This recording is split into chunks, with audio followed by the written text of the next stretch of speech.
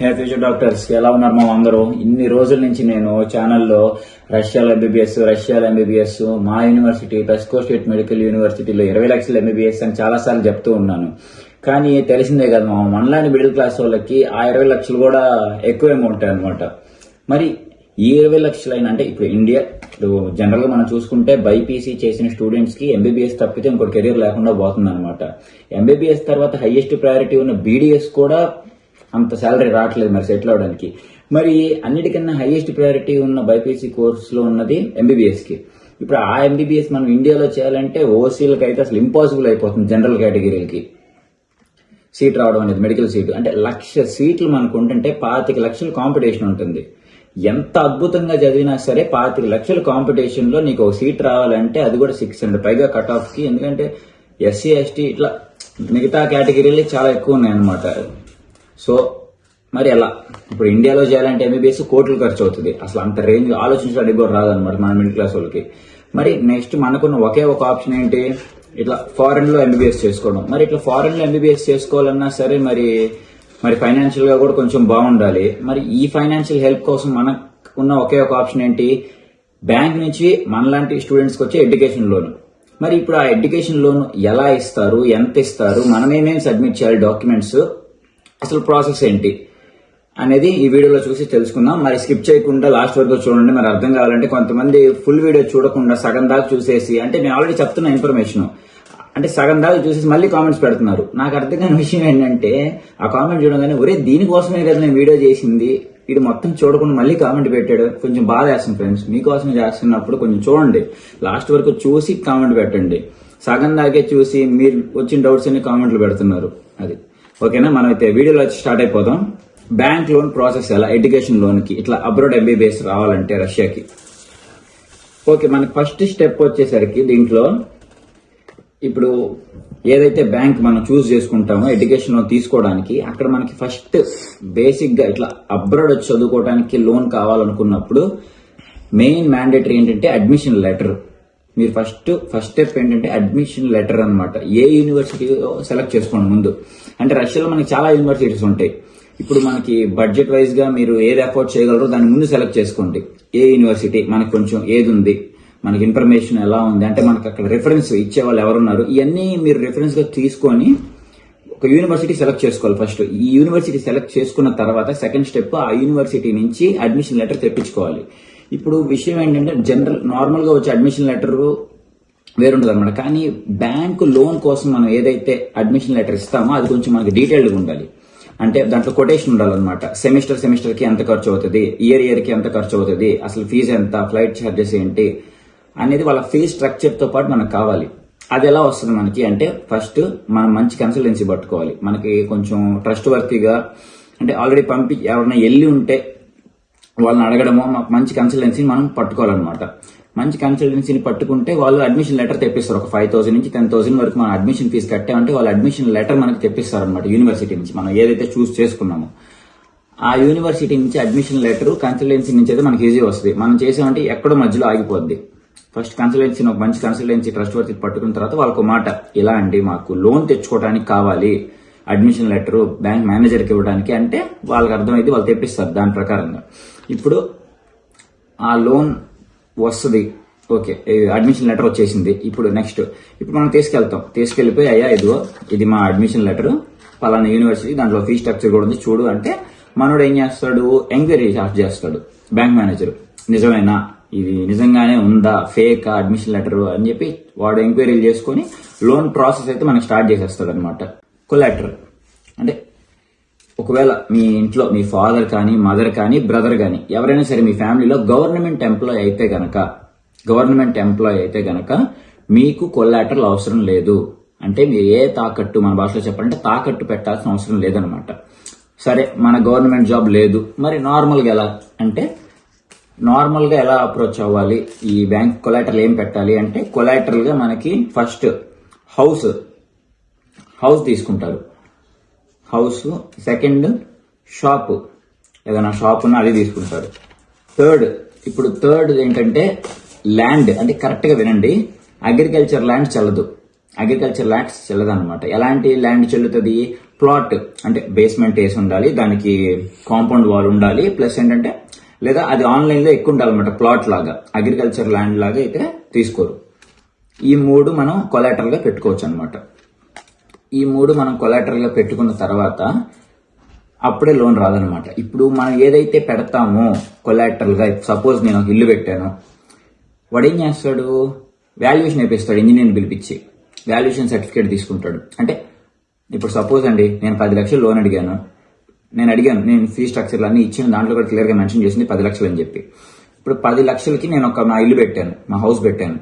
ఇప్పుడు అది అంత వాల్యూ వస్తుందా రాదా దానికి, ఆ హౌస్ కి చెక్ చేస్తాడు అనమాట వాడు వాల్యుయేషన్ సర్టిఫికేట్ వేసి. అంటే నేను 10 లక్షలు పెట్టాను, అది 10 లక్షల కన్నా ఎక్కువ ఉందనుకో ఆ వాల్యుయేషన్ లో హౌస్, వాడు నాకు 10 లక్షలు శాంక్షన్ చేస్తాడు. సపోజ్ ఒకవేళ 10 లక్షల కన్నా ఆ ఇల్లు వాల్యూ తక్కువ ఉందనుకో, శాంక్షన్ ఎంత వాల్యూ ఉంటుందో అంతే శాంక్షన్ చేస్తాడు. పోనీ ఇక్కడతో తెగిద్దా అంటే కాదు. ఇప్పుడు సపోజ్ 10 లక్షలు లోన్ పెట్టాను కదా, నాకు 8 లక్షలే శాంక్షన్ అయింది అనుకో, 8 లక్షలే నా ఇల్లు వాల్యూ ఉంది, వాడు 8 లక్షలు ఇస్తానంటాడు. సరే అయ్యా 8 లక్షలు ఇవ్వయ్యా అంటే వాడు ఇస్తాడా? ఆహా. ఇప్పుడు 10 లక్షలు నీకు మొత్తం కావాలి కదా, 8 లక్షలు లేనిస్తున్నా, 2 లక్షలు నువ్వు ఎక్కడి నుంచి తెచ్చుకుంటావు అని అడుగుతాడు. వాడికి చూపియాలి. అంటే వాడు 8 లక్షలు మనకి ట్రాన్స్ఫర్ చేసే ముందే మనం 2 లక్షలు స్టూడెంట్ అకౌంట్ లో ఉంచాలన్నమాట.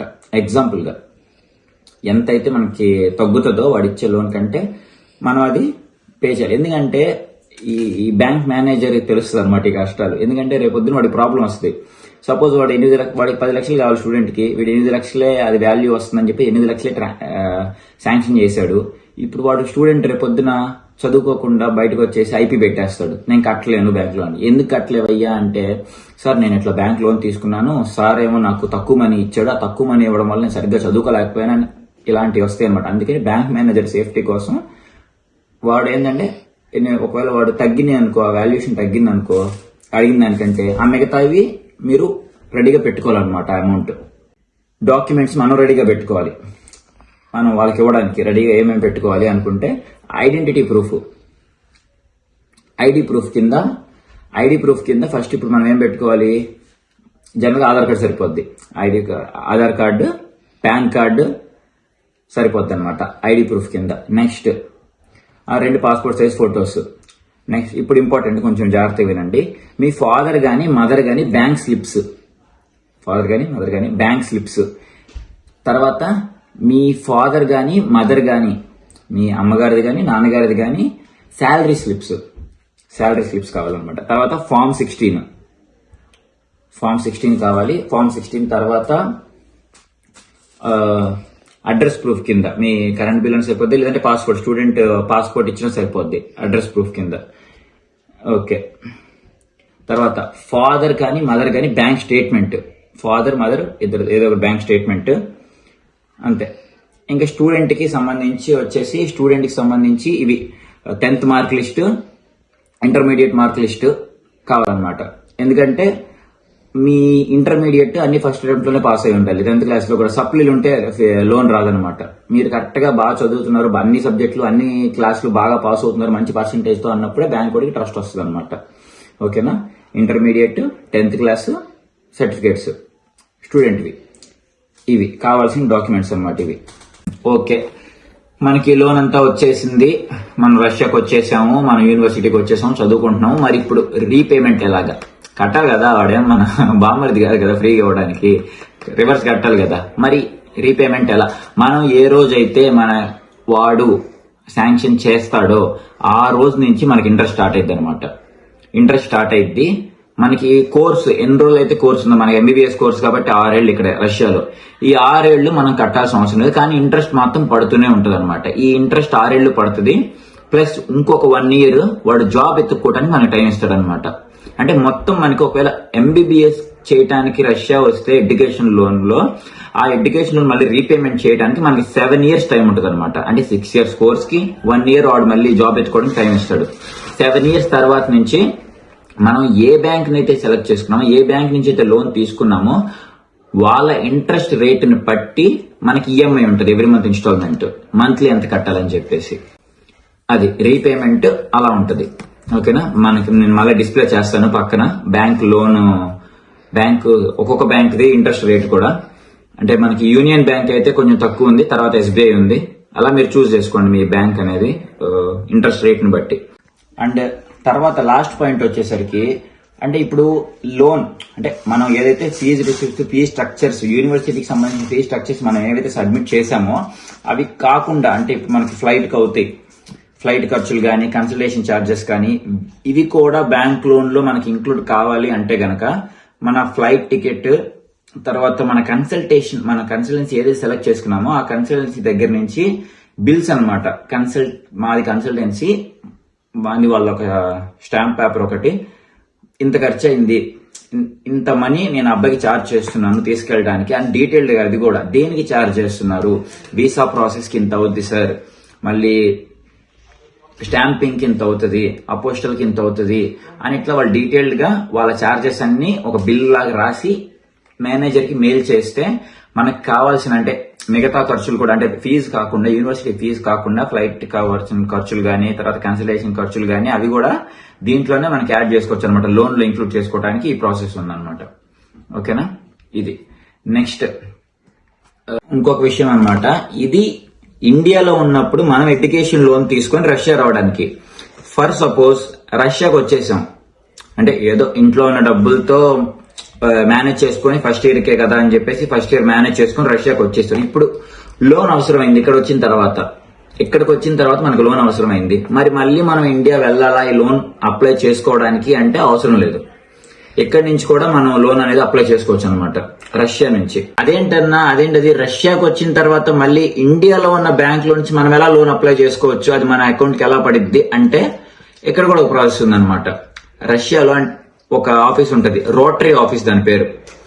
ఈ రోటరీ ఆఫీస్ లోకి వెళ్తే మనకి సార్ ఇట్లా నేనైతే ఇండియాలో ఉన్న ఒక బ్యాంక్ నుంచి నేను ఎడ్యుకేషన్ లోన్ అయితే తీసుకోవాలి, ఇప్పుడు నేను ఇండియా వెళ్ళడానికి కుదరదు అని చెప్పామంటే వాళ్ళు ఇదిగోండి ఇలాంటి ఫామ్ ఒకటి ఇస్తారు, పవర్ ఆఫ్ అటర్నీ అనమాట ఇది.